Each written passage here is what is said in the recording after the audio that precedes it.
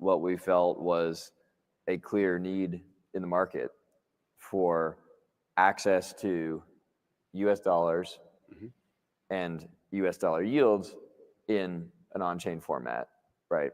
And to have that be interoperable with stablecoins in particular, that's a really compelling value proposition that gets at the heart of what the savings and payments paradigm that exists today in our banking system is, in a potentially very transformative new construct. So BUIDL's been very successful so far. It's been hard work, building this up to the size it is today. $1 billion, as you note, is a great milestone, but it's still very small in the context of our global cash management business, which is around $800 billion. Yeah. So we have a long way to go, but we're excited by the progress that we've found. It's awesome. Joe, you've been in Ethereum since the beginning and co-founded it. Why do you think right now is the moment for institutional adoption for public blockchains versus other times where we had more private blockchain consortia? Cool. So let me jump into that in one sec. I just wanted to, I think it's valuable to talk about tokenization a bit more. So the value proposition of tokenization is that like standardization, like digitization, it reduces frictions, it increases productivity and velocity in the economy. And Larry Fink has sounded recently like a crypto degen from 10 years ago, where he says tokenize all the things. That used to be a rallying cry for us. And we have this with universal markets, with this universal format of tokens, fungible, non-fungible, different tokens. They can all trade against one another. And so we're going to have liquidity for so many more assets and so much more velocity. Why is this Ethereum's moment? We have been building layer after layer of enabling infrastructure, either at the protocol layer, scalability layers, DeFi layers, identity layers. And we're just about at our broadband moment where Ethereum, and I think of Ethereum now as metropolitan Ethereum. So there's layer 1, and then there's lots of layer 2 and some layer 3 networks that are all connected to one another. We are now scalable enough in terms of our ability to add horizontal scalability and vertical scalability. We're now affordable enough. So block space is cheap, blob space is cheap. Ideally, it will stay cheap for a long time. That won't happen soonish when things get really busy at Ethereum layer 2s, and they're all settling to Ethereum layer 1. Ether will get expensive at that point. Usability is quite good and is going to get amazing over the next 12, 18, 24 months as we add AI to user interfaces and be able to just express our intents and have solver networks take care of what we want done, and probably take 2 seconds to get things done. And in the United States of America, it is now safe and explicitly legal to be a blockchain company. So that's great for us because it's been hard for a few years under the previous regime. But it's also really interesting for organizations like BlackRock, for software developers in TradFi or in Web2, because now they can feel comfortable holding tokens, participating in DeFi, or building applications for consumers. We've been building a lot of infrastructure, some great applications for crypto nerds or art nerds, but we really need the big unlocks that will come when Web2 entrepreneurs and developers come and make use of Web3 primitives so that they can build applications that are essentially of, by, and for the community, rather than building in a more adversarial mode as the legacy economy prefers. So Ethereum's moment really is now where the Web2 and TradFi players all converge with the existing infrastructure, and it's incredibly exciting. One other massive milestone for adoption has been the ETH ETFs. Everyone's seen how spectacular the Bitcoin ETFs have been. Ravi, you have the largest Bitcoin ETF and also the largest ETH ETF. Could you give some context as to, on a relative basis and absolute basis, how the ETH ETFs have done and what you expect for the future, including potential for staking? Yeah, well, I think there's a little bit of a misconception out there that the ETH ETFs have been meh. And the truth is that, take ETHA, for example, the iShares Ethereum Trust, had $4 billion in inflows in its first 6 months. The number of ETFs historically who have had more than that is a very short list.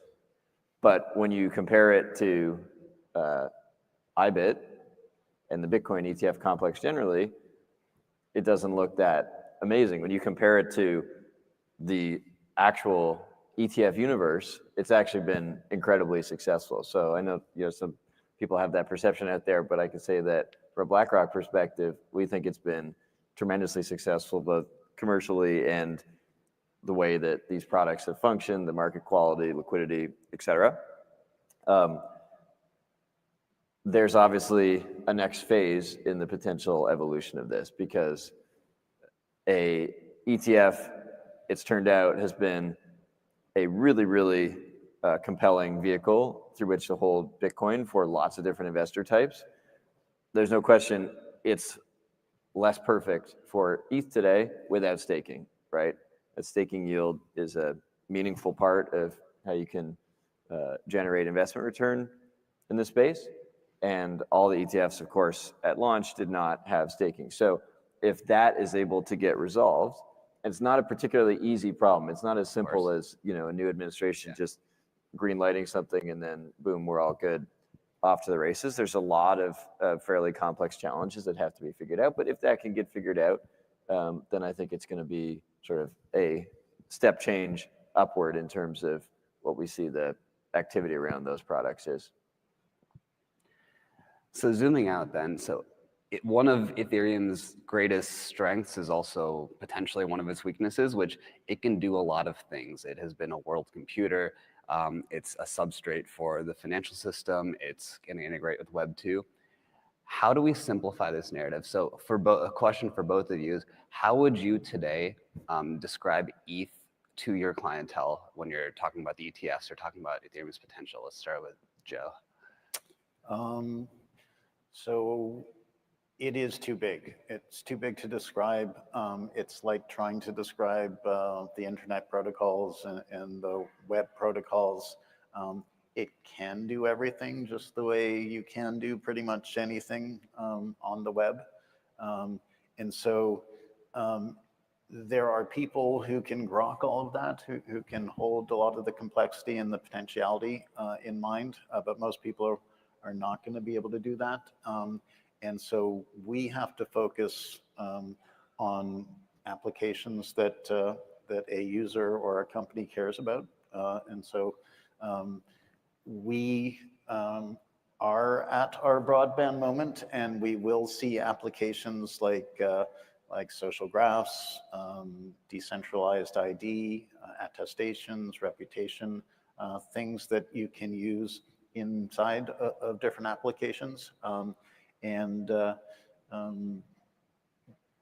We simply have to focus on a little more narrowly and trying to describe the potentiality of Ethereum just leads people to being a little bit overwhelmed. So if we narrow that scope, then Robbie, how do you describe ETH to the institutional crowd and to the TradFi crowd in terms of use cases or the asset? Well, it's interesting because I think there's no question today that the investor narrative clarity, particularly for kind of marginal adopting institutions or financial advisors, is a lot clearer for Bitcoin as this digital gold story. But actually, ETH in some ways at the second grade level is easier to define than Bitcoin, but at the 10th grade level is a lot harder, right? Second grade level, it's a technology innovation story. Great. Once you start to get beyond that, it does get a little more vast, a little more complicated. It's about being a bet on blockchain adoption and innovation. That's part of the thesis as we communicate it to clients. And then when they want to get down to a little more tangible level, we could talk about some of the more specific use cases that it unlocks. And obviously there's a lot, but three that we focus on that have a lot of resonance with our client base is it's a bet to some extent on tokenization, on stablecoin adoption, and on decentralized finance. And so that I think resonates, but it does take a fair bit of education. And so we've been on that journey, and it's going to take, I think, more time. Yeah, so one way that might resonate with people who spend a lot of time on the web is to look historically at where the web came from. The internet protocols were essentially open specifications, open protocols, open source. Web 1 comes along, same thing, open source, open protocols, open specs. And the web was a revelation to people. It felt safe and healthy. The communities were not at each other's throats on the early web. Web 2 comes along, so late 90s essentially, and suddenly there are great financial prizes to be won by companies that are building these social networks. And then they start adding AI to these social networks, and they start to know us better than we know ourselves, and they figure out ways to run psychological experiments on the population or addict the population to doom scrolling, and adding mobile to the Web 2 protocols and e-commerce, et cetera, turned it all into still an amazing global resource, but something that has increasingly grown toxic and has been destructive of the fabric of society. And so you can think of Ethereum as a major foundational component of Web3, and Web3 is the re-decentralized web. So Web3 is open source, open protocols, open specifications, lots of people, lots of projects collaborating with one another, building things of by and for the community rather than in an adversarial perspective. So the best parts about Ethereum is it's a technology platform that will continually evolve to onboard the whole world, from institutions to Web2 players to all consumers. For both of you, what is on your wish list for what Ethereum needs to accomplish to really cross the chasm for full institutional adoption? What are the one or two major things that we need to see to actually unlock full adoption? So Ethereum version 1 was never meant to be scalable. We understood that we wanted to build this programmable blockchain, contracts that anyone could permissionlessly build on and permissionlessly access. So essentially the idea was to re-architect all the systems of the world on sounder foundations, and those sounder foundations were essentially invented by Satoshi in the form of decentralized trust. And so we built Ethereum version, and it kicked off a remarkable amount of activity and innovation, quite a sophisticated proof of concept, essentially. And it has evolved to the point where we needed to add scalability. We need to try to figure out how to turn this thing into many things, essentially, that all communicate well with one another. So in adding scalability, we had to do a divergent exploration where we tried to build lots of idea of execution sharding inside the protocol. That was too complicated at the time for the technology to address, and so we threw it out to entrepreneurs and researchers in this divergent phase, and we have achieved goal scalability. And so any new innovation tends to cover either create or uncover other weaknesses. And so weaknesses that we introduced, and we knew we were going to introduce them, was essentially fragmentation of the ecosystem and loss of synchronous composability. There are many efforts right now to do two major things. One is reduce fragmentation in the ecosystem, get back to synchronous composability or near synchronous composability. Intent-based architectures and solver networks are helping with that. And this idea of taking this zero knowledge proof that we developed and bringing that down into the Ethereum protocol and enabling lots of different Ethereum machines to stay in sync and be. That's one major set of research initiatives, and the other piece is just related to that, basically to beef up, because it needs to handle the world's transactions. A lot of users. What's on your wish list for? Well, I feel like, you just asked for insights on the game of football, and he's Tom Brady, and I'm the ball boy. So I won't try to convey that answer, but I'll just say maybe very practically from an asset management perspective, one of the things in the roadmap that will help, particularly as we were talking about staking and how you make those work in ETFs, having XQs ultimately come down and be more predictable will really help in that way. Yeah, so, and having institutions like BlackRock serve as a forcing function for our ecosystem, for our technology, for our different research teams is wonderful. So we do a lot of thinking about things that they care about. XQ is one of them. Balances, max effective balances, reducing the number of validators, reducing the number of the amount of bandwidth necessary in these peer-to-peer systems. If we're looking at the ETFs and wanting to add yield, one of the major dangers of staking is that you could be slashed, and that's the way it's supposed to work. But if we can do things to evolve the protocol or just evolve how the ecosystem works, for instance, we have 5 execution clients that all sync to one another according to a specification. If we can make sure that all the activity is very evenly distributed across those 5 clients, then any sort of staking penalty will be much smaller than if there's too much concentration in one of those clients. So. But Ethereum is responding to demand and institutional adoption, so we appreciate everything from like BlackRock leading the charge on that. Last question is zooming out. We are in a new paradigm of blockchain adoption. There's a lot of different players out there. There's a lot of competition out there.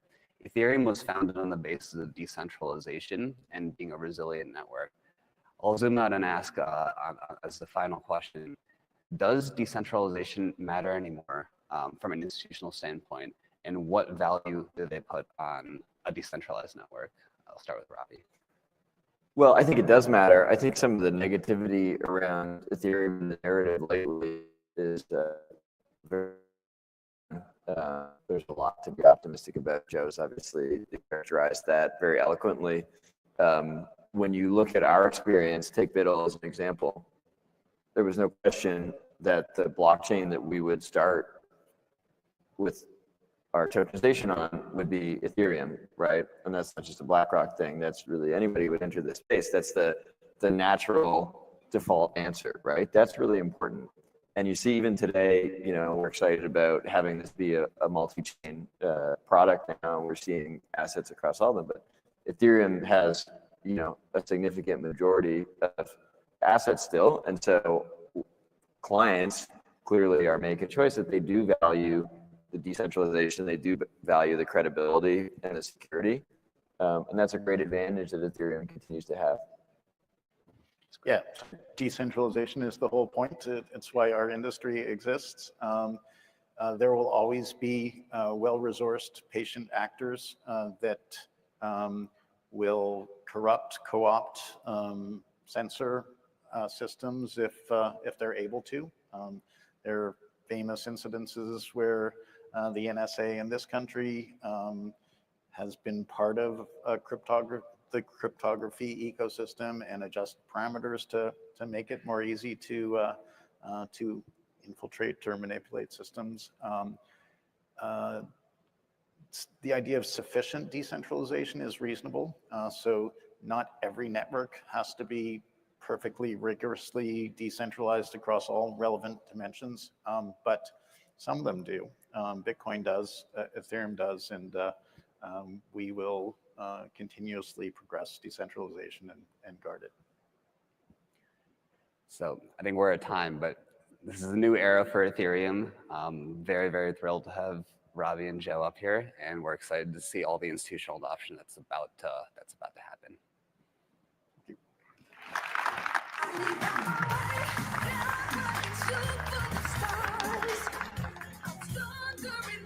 Please welcome Jack O'Halloran.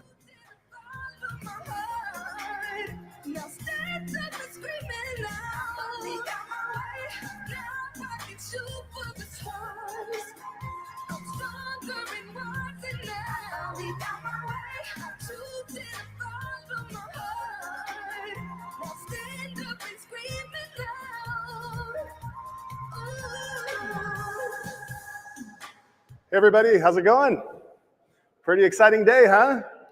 All right, that was an awesome panel. A lot of talk about adoption. That's what I'm talking about. So, quick show of hands, who took an Uber or Lyft here today? Okay, which data center did you use? And how much did it cost you to process that data center transaction? Was it Google Cloud, AWS? No? You know what? That's an invisible experience, an infrastructure experience that you didn't need to know what you're using on the back end. And that's one of the things we've learned in Web 2 is that having invisible, frictionless experiences is how we grow and how we get mass adoption.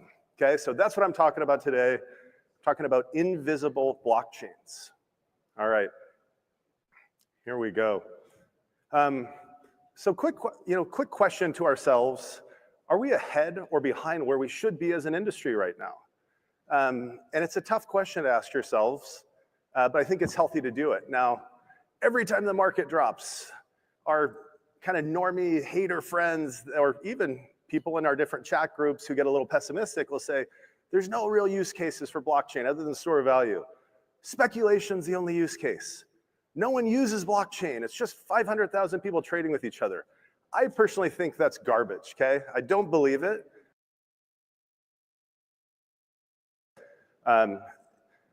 Gaming now has over 30 million people a day hitting the blockchain. I think we need to applaud ourselves for this. It used to be thousands a couple of years ago. We've been on an exponential curve, but there are 3 billion people that play video games every day. So we're only 1% adoption, not 16%, but the good news is once you're at 1, it's much easier to get to 16. It's much harder to get from 0 to 1 in these spaces. So we need mass adoption. Another positive note, we're getting there on the financial side, really getting there. These are areas that require less clean, simple, easy user experience. Look at stablecoins. There were over $850 billion in stablecoin transfers volume in February. That is massive. And you know what? That is money and value moving almost at the speed of light, not taking a day to process, not taking, this kind of archaic banking system. This is the new future of money rails working. Bitcoin market cap's over 1.65 trillion. This was, when I sent them the slides, so it's probably higher right now. But that's a win for store of value. That is a phenomenal store of value, okay? The reality, though, is we need more daily users for these use cases that really, really matter, all right? So then it's all about user experience. So I talked earlier about, I saw, by the way, if you're listening online here or if you're not looking around, when I said, oh, what data center did you use and how much did it cost for that to process it? Everyone's like, what are you talking about, right? But in the world of blockchain, that's the reality. So Scale actually has taken a novel approach and we got rid of gas fees all the way down to the core of the chain. And instead, developers pay chain fees, they rent block space. It just opens up this new user experience. It's still economically viable. People are getting paid to run servers. Entities are getting paid to run servers and infrastructure. But this is an example when you combine phenomenal UX addition with high-speed blockchain execution, zero gas use for the end user, and integrate that with advanced custodial wallets and semi-custodial wallets, and even non-custodial wallets with some very interesting new UX features that are coming. We can let normal people who aren't engineers, who don't have a ledger device, don't really know how to use sophisticated products, interact with blockchain, okay? Another really critical topic, maximal extractable value, MEV, okay? This is where blockchains don't finalize their transactions, and what happens, well, a blockchain submits a transaction, and guess what? Anybody running a node can see that transaction until the transaction finalizes. And then you have front running, sandwich attacks. Essentially, money and value is being taken from every user and every transaction through bots. Just last week, somebody did a 220K swap on Uniswap, and they ended up with $5,000 after. They swapped USDC to USDT. No, hey, they didn't use the Uniswap UI. If they had, they would have been protected. They used a different system, but the problem is, this is something that we think needs to be fixed. This is the next frontier for Scale also, is going and trying to fix this problem to make sure these things can't happen. We need to have safe waters if we're gonna really hit these adoption numbers that we are going for. We also need to offer fundamentals. The next growth stage is all going to be about giving tangible value to users, okay? Real value. And there's some phenomenal use cases out there.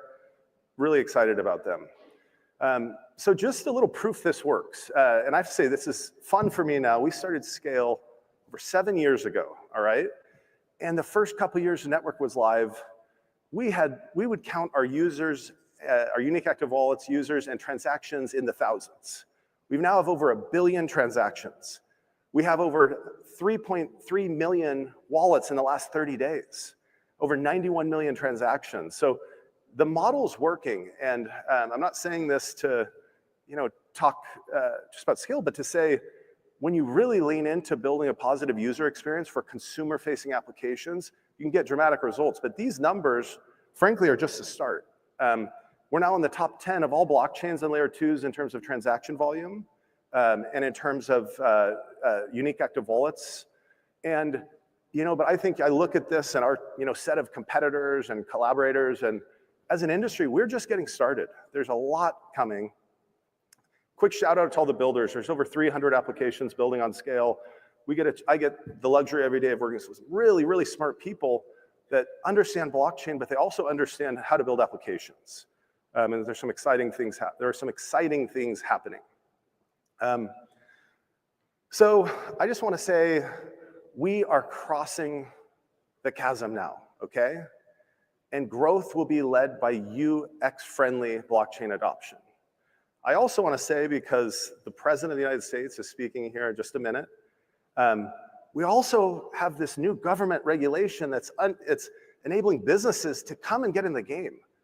I work with some of the biggest sports leagues in the world, some of the biggest brands in the world, and we got put on pause last year.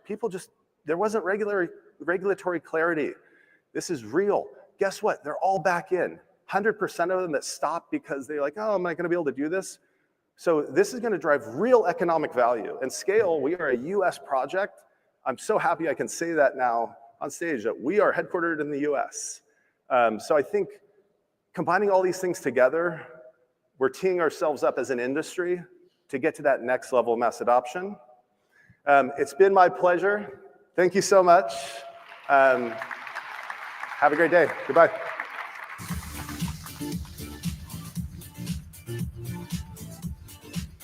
Please welcome to the stage Jason Yanowitz.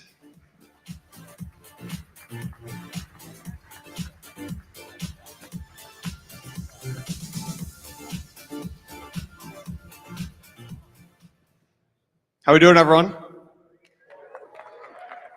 Good. I'm Jason Yanowitz. I'm one of the co-founders of Blockworks. In about 30 seconds, we have a historic moment the President of the United States is going to address the Digital Asset Summit. This is the first time in history that a sitting president has addressed a crypto conference. I know everyone has their phones out, but please give a massive round of applause and help me welcome the President of the United States to address Digital Asset Summit. To everyone at the Blockworks Digital Assets Summit. It's an honor to speak with you about how the United States is going to dominate crypto and the next generation of financial technologies. And it's not going to be easy, but we're way ahead. Just 2 weeks ago, we hosted the first ever White House Digital Asset Summit, bringing together many of the world's top leaders in crypto for a conversation led by our White House AI and crypto czar, David Sachs, who's a fantastic and very brilliant guy. That same week, I signed an order creating the brand new strategic Bitcoin reserve and the U.S. digital asset stockpile, which will allow the federal government to maximize the value of its holdings instead of foolishly selling them for a fraction of their long-term value, which is exactly what Biden did. He got a fraction of their value. We're ending the last administration's regulatory war on crypto and Bitcoin, and that includes stopping the lawless Operation Choke Point 2.0. Operation Choke Point went beyond regulation, and I mean far beyond. It was a form of lawfare through government weaponization. Frankly, it was a disgrace. But as of January 20th, 2025, all of that is over. I've also called on Congress to pass landmark legislation creating simple, common sense rules for stablecoins and market structure.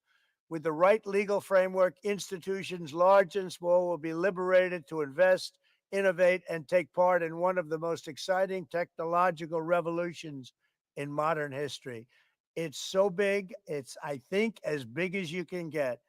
Pioneers like you will be able to improve our banking and payment system and promote greater privacy, safety, security, and wealth for American consumers and businesses alike. You will unleash an explosion of economic growth, and with the dollar-backed stablecoins, you'll help expand the dominance of the U.S. dollar, and many, many years to come, it'll be at the top, and that's where we want to keep it. We only want to keep it at the top, always. I can already see that the energy and passion of the crypto community is the kind of spirit that built our country, and it is exciting to watch as you invent the future of finance. And right here, it's going to be right here in the USA, the good old USA. Together, we will make America the undisputed Bitcoin superpower and the crypto capital of the world. Thank you. Good luck. God bless America.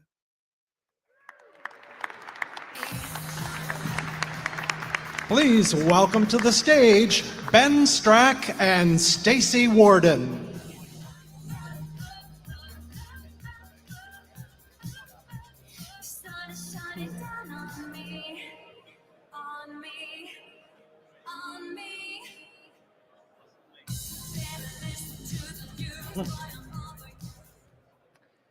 Damn, Ben, can Blockworks pull on the firepower or what? Yeah, quite a moment. I mean, Seeing President of the the United States, it's unbelievable. first sitting president to address a crypto conference. So what a moment. It's a privilege.